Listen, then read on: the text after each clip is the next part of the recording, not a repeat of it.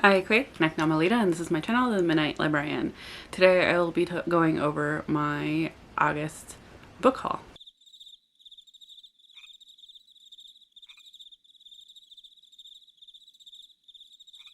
There you go.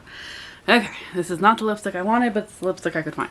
Contractor is currently on lunch, so I'm hopefully gonna have a construction-free video doing this as quickly as I can. So, my book haul. So, so I slightly adjusted how I could do book hauls, mostly because I have a lot of books and not enough space. And it became apparent to me that this was becoming a problem.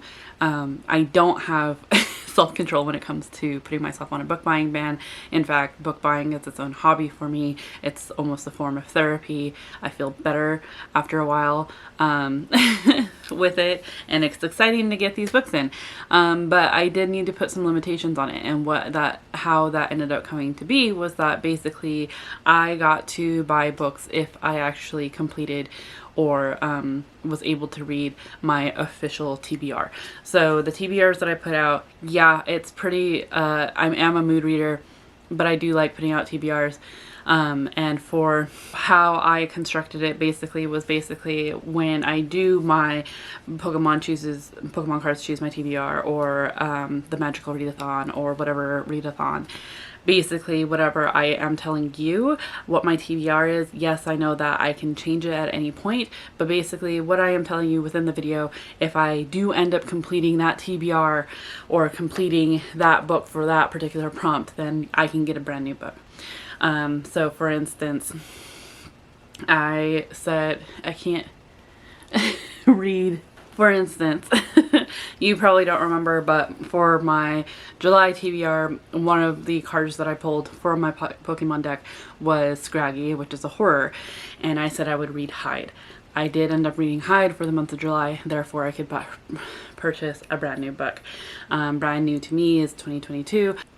And then for instance, for another one, if I read for a prompt, but it wasn't the book I told you I was going to read, I ended up switching it out for another one because I wasn't feeling the one I had said, then I can buy a backlist book. So for the month of July, I completed 5 of my prompts. But 2 of them I ended up switching out. So it's like, not the prompt itself, but I ended up changing up the books that I was going to read for that prompt. So I could buy 2 backlist books. And then 3 of the books that I completed the prompts with were 3 of the books that I had told you I was going to complete those prompts with. So I get to buy 3 new books.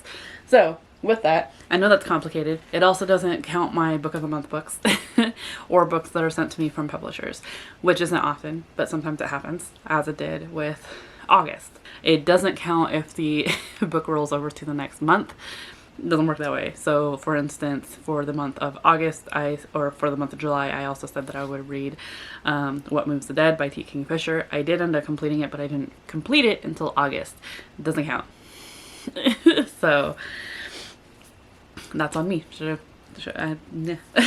Let's get into my book of the month picks. So I ended up picking 2 of the books for book of the month. This is something else that I need to figure something out with, because I do have a lot of book of the month, and actually I just did, when moving my books from one room to the other, I'm realizing that I do have a lot of book of the month books, and a lot of them I just ended up getting rid of because I am no longer interested, or it's been so long that I have fallen out of interest in whatever form. So I am trying to figure out if I still want book of the month or not, and if so, like, I need to find a better system in terms of making sure that I'm reading them, because they shouldn't have their own bookshelf to themselves unless I've already read them, as you saw in my, in these books that I've already read.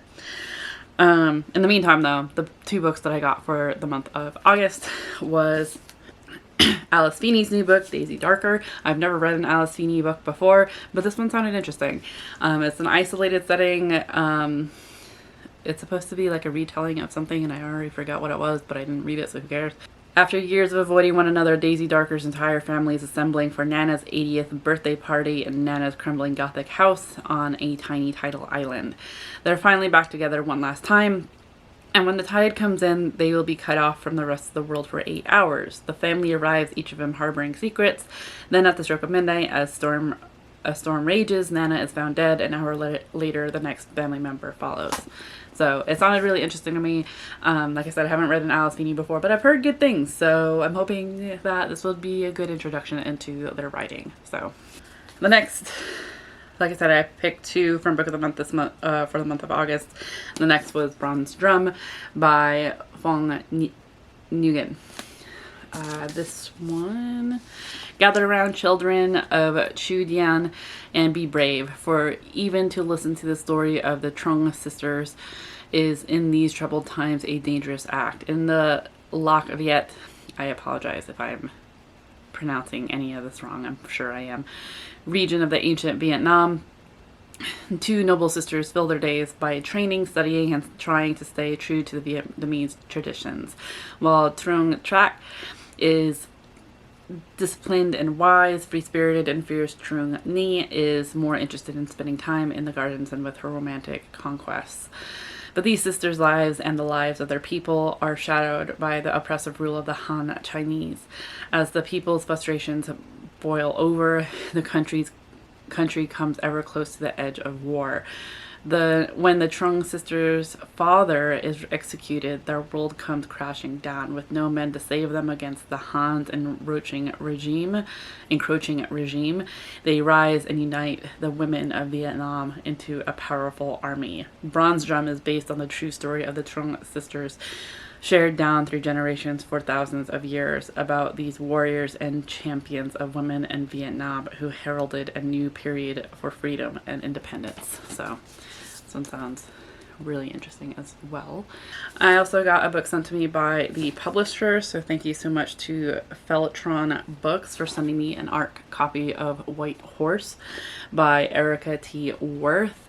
Some people are haunted in more ways than one. Old denim jackets, ripped jeans, Stephen King novels, and the occasional beer at the White Horse have defined urban Indian Kari James's life. But when her cousin Debbie finds an old family bracelet that once belonged to Carrie's mother, it inadvertently calls up both her mother's ghost and a monstrous entity, and her willful ignorance about her past is no longer sustainable. Haunted by visions of her mother and hunted by the mysterious creature, Kari must find out what happened to her mother all those years ago. Her father, permanently disabled from a car crash, can't help her. Her auntie, Squeaker, seems to know something but isn't eager to give it all up at once. Debbie's anxious to help, but her controlling husband keeps getting in the way. Carrie's journey toward a truth long denied by both family and law enforcement forces her to confront her dysfunctional relationships, her spiritual beliefs, and her desire for one thing she's always wanted but could never have.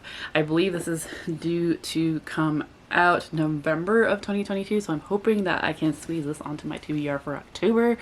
We'll have to see when my October TBR comes out, but I'm excited about this because it is an Indigenous authored book. So okay, so for like I said, I was able to complete 5 of the prompts for the month of July.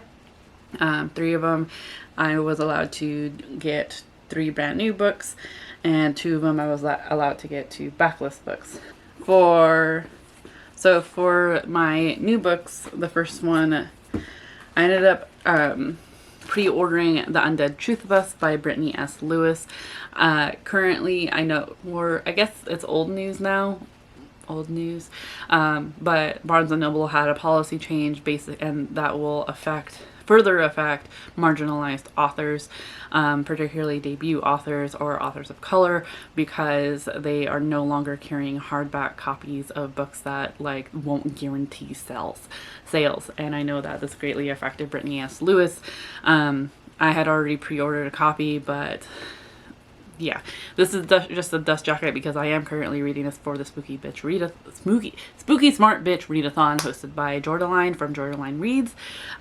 This one is following Zari, who is 16 years old. Her mother just died and her world seems to be turned upside down, particularly because before her mother died, Zari's mom had turned into a zombie, and now after her death, Zari is seeing zombies everywhere. So when a cute new boy moves into her her apartment complex named Bo. He's a skater kid. She wants nothing to do with him. But he ends up turning into a zombie right before her eyes. And so to figure out what the hell is going on, she befriends him and is trying to figure out why everyone's turning into zombies. So far it's really interesting. I'm wondering where it's headed. It's a YA horror, and zombies are one of my favorite tropes when it comes to horror. So of course I'm reading it. So, and this cover, absolutely gorgeous. And from what I understand, there's a couple people that are reading it for September, so I'm excited to see what everyone thinks, particularly after because I'm like almost halfway through and I'm still at a loss. So the next one was also a pre-order, and that is Love in the Time of Serial Killers by Alicia Thompson. And from what I understand, this is like a romantic comedy. PhD candidate Phoebe Walsh has always been obsessed with true crime. She's even analyzing the genre for her dissertation if she can manage to finish writing it. It's hard to find time while she spends the summer in Florida cleaning out her childhood home, dealing with her obnoxious, good-natured younger brother, and grappling with the complicated feelings of mourning a father she hadn't had a relationship with for years. It doesn't help that she's low-key convinced that her new neighbor, Sam Dennings, is a serial killer. He may dress business casual by day, but at night he clearly is up to something. It's not long before Phoebe realizes that Sam might be something much scarier, a genuinely nice guy who can pierce her armor to reach her vulnerable heart. So I think this will be funny. Yeah, I'm enjoying the cover. So yeah. And then my last new release that I got was actually a sci-fi with another fucking gorgeous cover.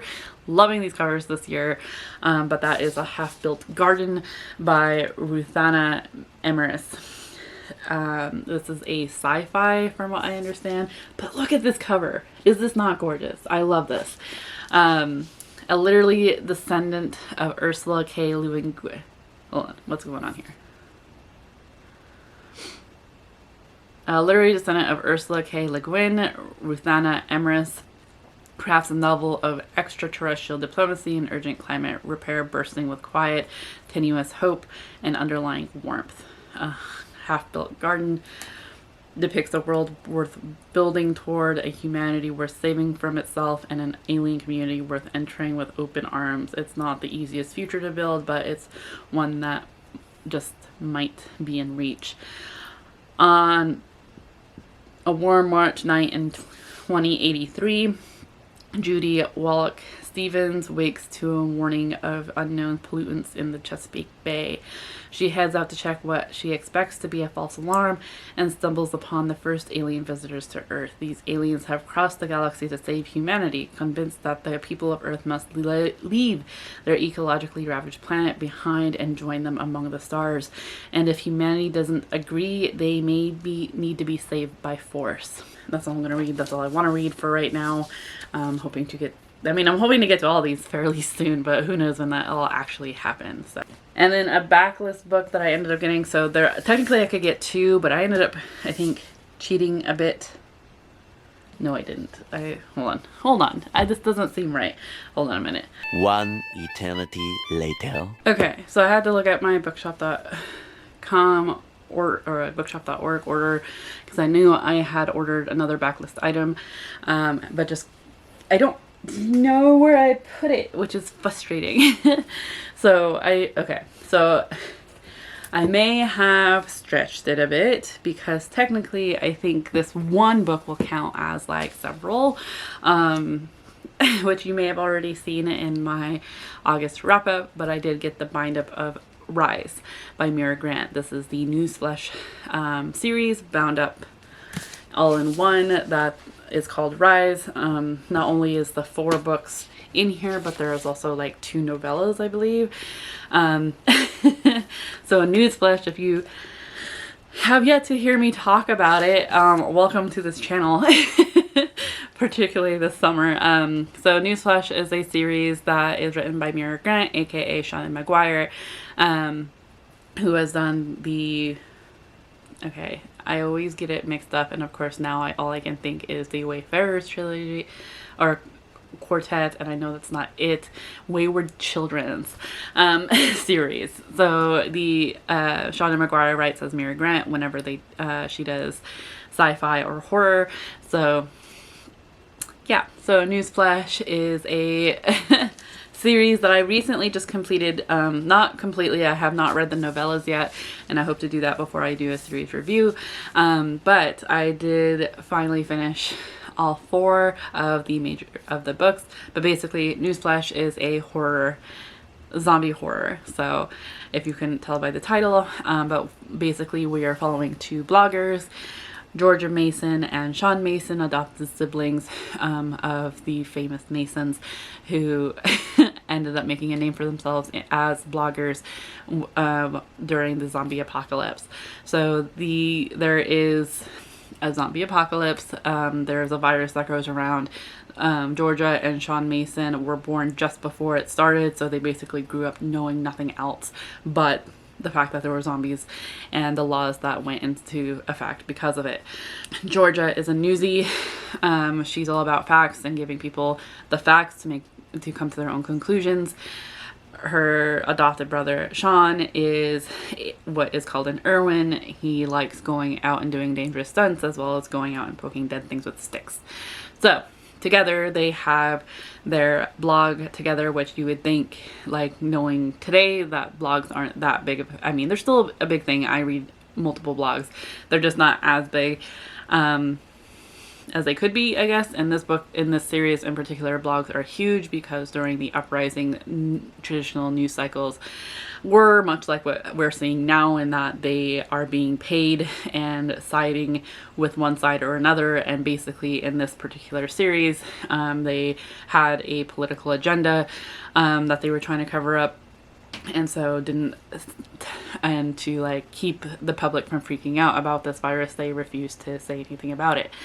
So it wasn't until bloggers took up the mantle of getting the news out there that bloggers were taken a lot more seriously to get news from.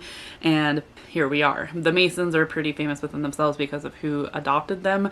But they also are making a name for themselves within the blogging community.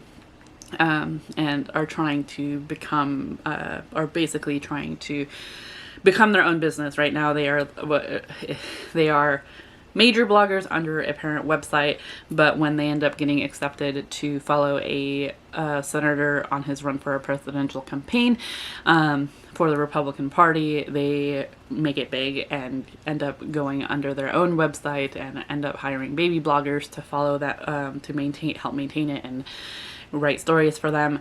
Unbeknownst to them, as well as their friend Georgia Mason, aka Buffy, who is their fictional, who basically is a blogger that creates poetry and fiction writing, but is also their techie, so it keeps everything up to date. Upon following this Republican senator running for president, there is a much more dangerous political plot that is intended to keep everything as it is and keep the world, and we are realizing just how dangerous this world is outside of just zombie attacks. So I've absolutely loved this series. I talk about it throughout several of my summer reading wrap-ups, as well as a couple of vlogs. Yeah. And then the one that I can't seem to find the physical copy of, I actually have to credit Bear from Brody for bringing this to my attention, because we did end up doing a buddy read for the month of August. And this wasn't what we ended up buddy reading, but we did, we're exchanging ideas on what horror books we could be buddy reading together, when we were trying to figure it out. And like I said, this was not the one we chose, but I still have put it on my radar due to Bear and ended up purchasing it. Now I don't know where it is, so hopefully I can find it. I'm sure it's in like this massive pile. Okay. So I'll just put up a thing here for right now. But that is Everything I Know About Zombies I Learned in Kindergarten by Kevin Wayne Williams. Let's see, looks like to be his debut book and only book so far, but this was first published in 2014, so it is, I couldn't quite remember when it was published, so yes, it is a backlist title. Finalist for Forward Reviews, India Fab Novel of the Year for Multicultural Fiction and Horror, Even Before the Apocalypse, 9-year-old Letitia Johnson's life has never been simple. Shuttled from her foster home to a foster home in the impoverished neighborhood of Mont Haven, It was all she could do to keep track of her little sister. When the apocalypse came, she tried to keep her sister's kindergarten safe by locking them all in a tiny school bathroom, hiding while they waited for a rescue that never came. For 5 days they hid. They hid while their teachers were being eaten, while their classmates were being killed. They hid while the Bronx was being evacuated. Now there's no one left to help them. There's no place left to hide. It's just her, one axe, 12 kindergartners, 12 garden stakes, and a will to live. So yeah, this was one of several that Bear brought to my attention, and I was just kind of excited about this because I am still very much in the let's go zombies. If you can't tell, I'm a major zombie fan. Just in literary fiction though, I'm not the biggest. I don't like zombie movies, as weird as that sounds. So but yeah, I did get this. I just don't know where it's at currently, but I'm really excited for it. It sounds like an interesting, it's giving me like the girl with all the gifts vibes. Ready for it. So yeah, there's something, give me the zombie books. So I'm sure there was a couple others that Bear had had put on my radar as well, but this was the one I chose for my August book haul. So yeah, these are the books, plus everything I know about zombies I learned in kindergarten. Unfortunately, I don't have that physical copy, but these are the books that I bought for the month of August. If you've read any of them, please let me know your thoughts down in the comments down below. I'm really curious. Please no spoilers. Otherwise, if you've made it this far and you enjoyed this video, let's do an emoji. I know I've done this before, but it's still that mindset, and especially with the books that I recently received, let's do another zombie emoji. Also be sure to give this video a thumbs up, subscribe if you have yet to do so already, and yeah, I hope that you are in the mental mindset to enjoy your reading. I will see you in another video very soon. Chew!